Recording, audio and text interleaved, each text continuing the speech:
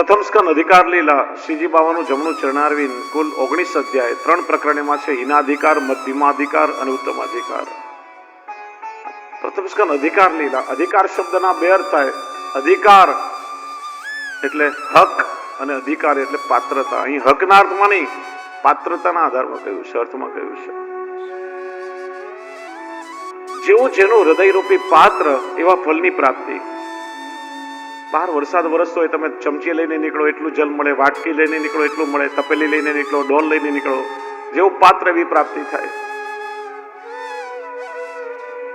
ઘણી વાર આપણે કહીએ આટલી કથાઓ સાંભળી, જ્યાં ઘરે આવ્યા ત્યાં બધું ભૂલી જવાય. એમના માટે એક ઉદાહરણ. એક પનિયારી ઘડો લઈને પાણી ભરવા આવી તળાવમાં. ઘડો ડૂબાડ્યો, આખો છલોછલ ભરાઈ ગયો, પણ ઘેર આવતા આવતા ખાલી થઈ ગયો, કેમ કે એમાં અનેક નાના નાના છિદ્રો રહેલા છે. એમ વારે ઘડી આપણે હૃદયરૂપી પાત્ર ભરવાનો કરીએ છીએ પ્રયત્ન, પણ એમાં રહેલા છિદ્રોને બંધ કરવાનો પ્રયત્ન નથી કરતા. પેલા હૃદયના છિદ્રો બંધ થવા જોઈએ, તો આ ભગવદ રસ આપણા હૃદયમાં ટકી શકશે. જેવું પાત્ર હશો એવું પામશો. 3 અધિકાર વક્તાને શ્રોતાને બતાવ્યા. હીન અધિકારમાં વક્તા સૂતજી છે, શ્રોતા સૌનકજી છે. મધ્યમ અધિકારમાં વક્તા નારદજી છે, શ્રોતા વ્યાસજી છે. ઉત્તમ અધિકારમાં વક્તા સુખદેવજી છે, શ્રોતા પરીક્ષિત છે. પરીક્ષિતને જેવું ફળ મળ્યું, આપણે ઘણી કથાઓ સાંભળી, ન મળ્યું, કારણ કે કથા સાંભળનારામાં પરીક્ષિત બહુ ઓછા પણ પરીક્ષક આજે બહુ આવતા હોય છે. મેં કહ્યું ને, પરીક્ષિત બનીને આવશો તો 7 દિવસ તમારા ઉદ્ધાર માટે પર્યાપ્ત છે. પ્રથમ સ્કંદ શ્રીજી બાવાનું જમણું ચરણારવિંદ. જે ચરણારવિંદમાંથી ગંગાનું પ્રાગટ્ય થયું, જે ચરણારવિંદની સેવા લક્ષ્મીજી કરે છે, જેનું આરાધન મોટા મોટા મુનિઓ કરે છે, એ ચરણારવિંદની પ્રાપ્તિ પ્રથમ સ્કંદના શ્રવણથી થાય. આ ભાગવતી યાત્રા એટલે પ્રભુના ચરણારવિંદથી લઈને મુખારવિંદ સુધીની યાત્રા. ચરણામૃતથી લઈ અધરામૃત સુધીની પ્રાપ્તિ.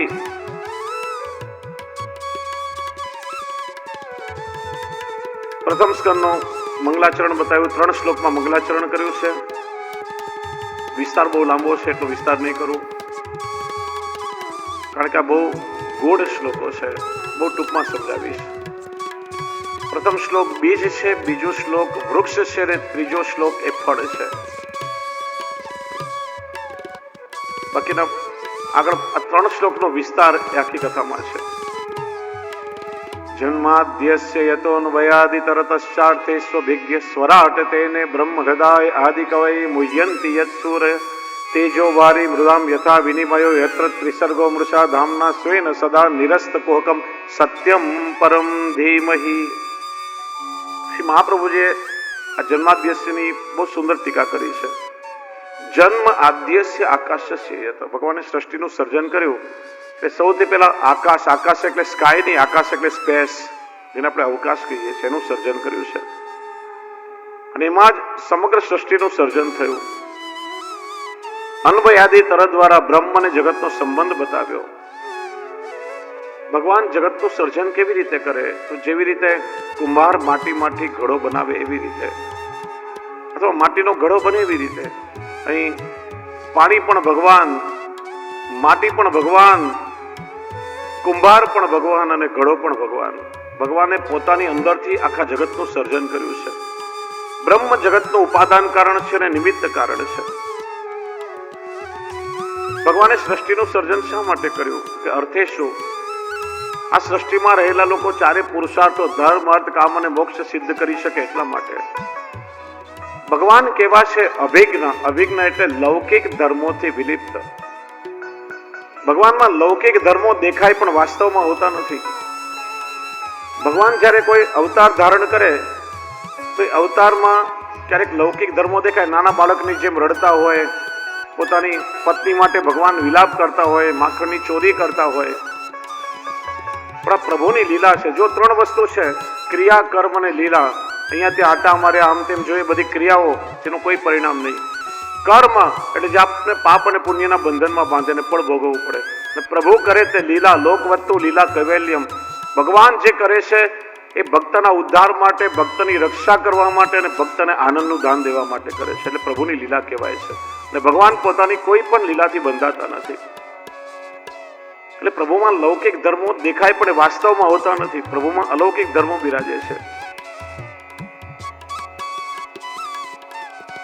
કારણ કે એક સામાન્ય કલાકાર હોય, એની કલાથી જીવ મોહિત થઈ જતો હોય. આ તો કલાકારોનો પણ કલાકાર છે. ભગવાન કેવા છે? સ્વરાટ. સ્વરાટ એટલે સ્વયં પ્રકાશિત. સ્વયં પ્રકાશિત હોય તો પછી પ્રભુને ઓળખવા માટે, સમજવા માટે કથા, સત્સંગ, વેદશાસ્ત્રની શું જરૂર? પ્રભુ એવો કલાકાર છે, એવી ખૂબીથી પોતાનું પાત્ર ભજવે છે કે જો લીલા સમજમાં ના આવે તો જીવની બુદ્ધિ મોહિત થતા વાર ન લાગે. બંગાળના તત્વચિંતક ઈશ્વરચંદ્ર વિદ્યાસાગર થયા. એક નાટક જોવા માટે ગયા અને નાટકનો જે વિલન હતો, ખલનાયક હતો, એક સ્ત્રીને ત્રાસ આપી રહ્યો હતો અને એટલી ખૂબીથી એનું પાત્ર ભજવે, લોકો વચ્ચે નારાજ થાય ને જ્યારે એની ચરમસીમા ક્લાઇમેક્સ આવ્યું, એ સ્ત્રીને એટલું સતાવે ત્યારે પેલા ઈશ્વરચંદ્ર વિદ્યાસાગરે પગમાંથી ચપ્પલ કાઢીને ફેંક્યું છૂટું. પેલો ચપ્પલ લઈને નાચવા લાગ્યો. આજે મારી કલાનો સૌથી શ્રેષ્ઠ એવોર્ડ મને મળ્યો. તમારા જેવા એક મોટા ફિલોસોફર મારી કલાથી મોહિત થઈ ગયા, એ જ મારી કલાની શ્રેષ્ઠતાનું પરિણામ છે, પ્રમાણ છે. એમ પ્રભુ તો કલાકારોનો પણ કલાકાર છે. એની લીલા જો સમજમાં ના આવે તો જીવની બુદ્ધિ મોહિત થતા વાર ન લાગે. એ પ્રભુની લીલાને સમજાવવા માટે આ વેદ, શાસ્ત્ર, કથા, સત્સંગ આદિ છે. તેજો ભારી મૃદામ યથા વિનિમય યત્ર ત્રિસર્ગો મૃષા ધામના સ્વેન સદા નિરસ્તકોકમ સત્યમ પરમ ધીનહિ. ભગવાનમાં લૌકિક ધર્મોની પ્રતીતિ થાય છે પણ વાસ્તવમાં હોતા નથી. એવા પરમ સત્ય એ પરમાત્માના ચરણોનું ધ્યાન ધરીએ છીએ. 3 શ્લોકમાં મંગલાચરણ કર્યું. ત્યાર પછી 3જા અધ્યાયમાં ભગવાનના 24 અવતારોનું વર્ણન કર્યું. અવતાર એટલે શું? અવતાર શા માટે ધારણ કરે? જ્યારે જ્યારે પૃથ્વી પર દુષ્ટોનો ભાર વધે, અધર્મ ફેલાય, ધર્મનો નાશ ન થાય એટલા માટે ગીતામાં શું કહ્યું? યદા યદા હિ ધર્મસ્ય ગ્લાનિર્ભવતિ ભારત. આપણો ધર્મ એ સનાતન વૈદિક ધર્મ કહેવાય છે. દરેક સંપ્રદાયો જેના અંતર્ગત છે. સનાતન એટલે શાશ્વત, ઇટર્નલ, જેનો આદિ નથી, જેનો અંત નથી, જેનો નાશ ન થાય, એટલા માટે સનાતન છે. ગ્લાની એટલે થોડું ધર્મ પર અધર્મ થોડો સવાર થઈ જાય, વધારે ફેલાય, ત્યારે અધર્મનો નાશ કરી ધર્મને પાછો જાગૃત કરવા ભગવાન અવતાર ધારણ કરે છે. ભગવાન પોતાનું નિજધામ છોડી આપણી વચ્ચે પ્રગટ થાય, ભગવાનનો અવતાર કહેવાય છે.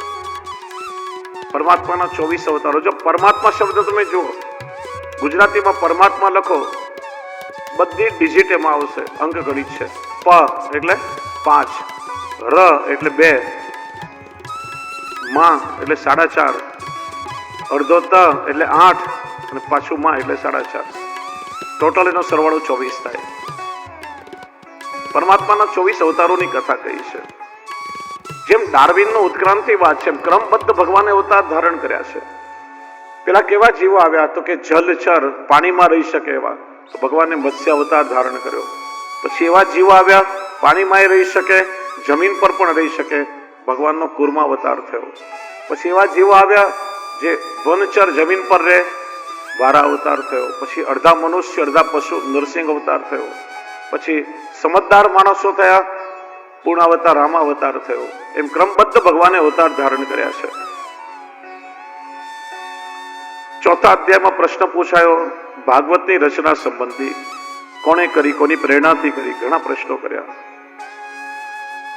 ઉત્તર મળ્યો. દ્વાપરે સમનું પ્રાપ્તે તૃતીય યુગ પર્યે. સમય છે 3જા દ્વાપર યુગની સમાપ્તિનો. વ્યાસજી સરસ્વતી નદીના કિનારે બેઠા છે, દ્રષ્ટિ કરી છે કલયુગના જીવો પર. વિચાર્યું આ કલયુગના જીવો કદાચ ભગવાનથી વિમુખ થશે, પ્રભુનું નામ પણ ઉપકારક નહીં રહે તો જીવની શું ગતિ થશે? આ જીવોને સન્મુખ કઈ રીતે કરવા? વેદો ઘન છે, વિસ્તાર કર્યો, 4 વિભાગ કર્યા. સ્ત્રી ને શૂદ્ર ને વેદનો અધિકાર નથી, એમના માટે મહાભારતની રચના કરી. સામાન્ય લોકો માટે 17 પુરાણોની રચના કરી. વિચારે છે કે જે એવું લાગે છે કે જેના માટે મારો અવતાર થયો છે, અવતાર કાર્ય અધૂરું છે. બધા જાણે છે કે નારદજી આવીને વ્યાસજીને ભાગવતનો ઉપદેશ આપ્યો, પછી ભાગવતની રચનાથી. પણ એક પ્રશ્ન થાય, વ્યાસજી જો ભાગવતને જાણતા ન હોય, 17 પુરાણ પેલા લખાઈ ગયા છે, અને આપણે જે મહાત્મ્ય જો 6 અધ્યાયનું મહાત્મ્ય પદ્મ પુરાણમાં અને 4 અધ્યાયનું સ્કંદ પુરાણમાં બતાવ્યું છે. જો ભાગવત ન જાણે તો મહાત્મ્ય કેવી રીતે લખાય? તો કોઈ વ્યાસજી ભાગવત જાણતા હતા, પણ હજી સુધી ગુરુના મુખથી શ્રવણ કર્યું નથી, એટલા માટે ફલાત્મક નથી થયું. ભાગવત એ ભગવત વાણી છે, જ્યાં સુધી ગુરુની કૃપા ન થાય ત્યાં સુધી ભગવત વાણી જીવની સમજમાં ન આવે.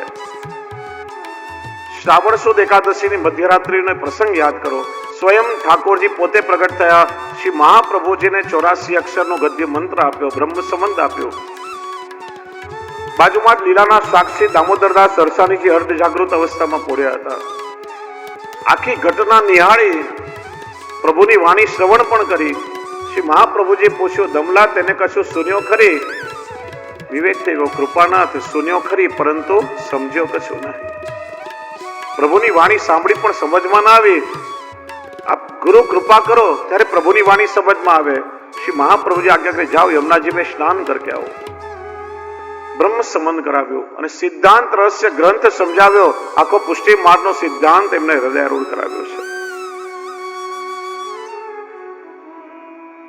વ્યાસજીના મનમાં ચિંતા થઈ રહી છે, અને એ સમયે ઠાકોરજી નારદજીને મોકલ્યા છે. નારદજી આવ્યા, વ્યાસજી પ્રસન્ન થઈ ગયા છે. આજે મારું અહોભાગ્ય કે આવા ભગવતી વૈષ્ણવ મારા ઘરે પધાર્યા છે. આ ભગવતીઓ ક્યારે અકારણ ના આવે. કોઈ વીઆઈપી કે વીવીઆઈપી કે મિનિસ્ટર આવવાનો હોય તો પેલા એના પાયલટ આવી જતા હોય, એ સૂચના આપે કે પાછળ વીઆઈપી આવી રહ્યા છે. એમ ભગવતીઓ ભગવાનના પધારવાનો સંકેત છે. આજે ભગવતીઓ મારા ઘરે પધાર્યા તો પાછળ કાલે ચોક્કસ ઠાકોરજી પણ મારા ઘરે પધારશે. આ ભગવતીઓને ભગવત રૂપ માનવામાં આવે છે. શ્રી હરિરાયજી આ ભગવતીઓનું સ્વરૂપ આપણને બહુ સુંદર સમજાવે છે. हरि बड़े हरिजन बड़े और बड़े हरि के दास और हरिजन सो हरि पावही जो है इनके पास. प्रभु मोटा એનાથી ભગવતીઓને મોટા બતાવ્યા. એનું કારણ ઠાકોરજીના હૃદયમાં નિત્ય કોણ બિરાજે? હા વિરલભાઈ, ઠાકોરજીના હૃદયમાં કોણ બિરાજે? સ્વામીજી. સ્વામીજીના હૃદયમાં કોણ બિરાજે? વિદેશભાઈ. હા, સ્વામીજીના હૃદયમાં ઠાકોરજી બિરાજે. શ્રી વલ્લભના હૃદયમાં લીલા પરિકર સહિત યુગલ સ્વરૂપ બિરાજે, અને વૈષ્ણવના હૃદયમાં એવા શ્રી વલ્લભ બિરાજે. તો મોટું કોણ થયું? हरि बड़े हरिजन बड़े और बड़े हरि के दास और हरिजन सो हरि पावही जो है इनके पास. સોનીની દુકાનમાં જઈને શાકભાજી માંગો તો ના મળે, કરિયાણાની દુકાનમાં કોસ્મેટિક ના મળે. જેની પાસે જે માલ હોય આપી શકે. ભગવાન રીઝે તો જગત આખાનો વૈભવ આપે, પણ આ ભગવદીઓ રીઝે ને તેમના હૃદયમાં પ્રભુ બિરાજે છે, પ્રભુ આપી દે. અને એટલા માટે વૈષ્ણવ ઘરે આવે. શ્રી હરિયાજી કહે છે, હરિજન આવે બારણે હસી હસી નાવું શીશ વાકે મન કી વે જાને મેરે મન જગદીશ. પણ જયારે એવો વૈષ્ણવ આવે તો મારા માટે તો એના હૃદયમાં બિરાજીને સાક્ષાત શ્રી વલ્લભ મારા ઘરે પધાર્યા છે ભાવ હોવો જોઈએ. આપણે જયારે કોઈ ટેગ લઈએ છીએ, કોઈ નિયમ લઈએ છીએ, એ બીજાના માટે નહીં, આપણા ભાવને પોષવા માટે આપણે નિયમ લઈએ છીએ, આપણા ઉદ્ધાર માટે લઈએ છીએ. કોણ શું વિચારે છે, કોણ શું કરે છે, કોણ કેવો છે, એ આપણી ચિંતાનો વિષય નથી. દક્ષિણના રાજાનો પ્રસંગ છે. ચાચા રિભોજીનો સત્સંગી હતો અને એની ટેક હતી કે કોઈના પણ માથા પર તિલક, ગળામાં કંઠી, ધોતી બંડી જોએ. વૈષ્ણવ છે, દંડવત કરે, હાથ પકડી પોતાના રાજ્યમાં આવેલ સિંહાસન પર બેસાડે, એના ચરણ ધોવે. આટલો મોટો રાજા અને ગમે તેને પકડીને લાવે, પગ ધોય, એના પરિવારના લોકોને ન ગમે. પરીક્ષા કરી. સાચે ભાવ છે કે કેવલ પાખંડ કરે છે? એક ગધેડું નગરમાં રખડતું હતું, પકડીને લાવ્યા, માથા પર તિલક કરી, ગળામાં કંઠી પહેરાવી અને મહેલમાં છોડી મૂક્યું. રાજા સમજી ગયો, મારી પરીક્ષા કરે છે, પણ મેં મારી ટેક મારા પોતાના ભાવ માટે લીધી છે. જેને જે વિચારવું હોય, જેના મસ્તકમાં તિલક છે, ગળામાં કંઠી છે, પકડીને લાવ્યો, સિંહાસન પર બેસાડ્યો, ચરણ ધોવા ગયો, પછી ઠાકોરજીથી ના રહેવાયો, અંદરથી સાક્ષાત ઠાકોરજી પ્રગટ થઈ ગયા છે. એમ શબ્દ નીકળ્યો. વૈષ્ણવ છે, એની કૃતિ, એનું સામર્થ્ય એ જાણે, પણ આપણા માટે એના પ્રત્યે ભગવત ભાવ હોવો જોઈએ. અને આવા વૈષ્ણવ ઘરે આવે તો કઈ રીતે સ્વાગત કરવું, શ્રી રાયજી બતાવે છે. घर आवे वैष्णव जबी, दीजे चार रतन, आसन जल वाणी मधुर और यथाशक्ति सोना.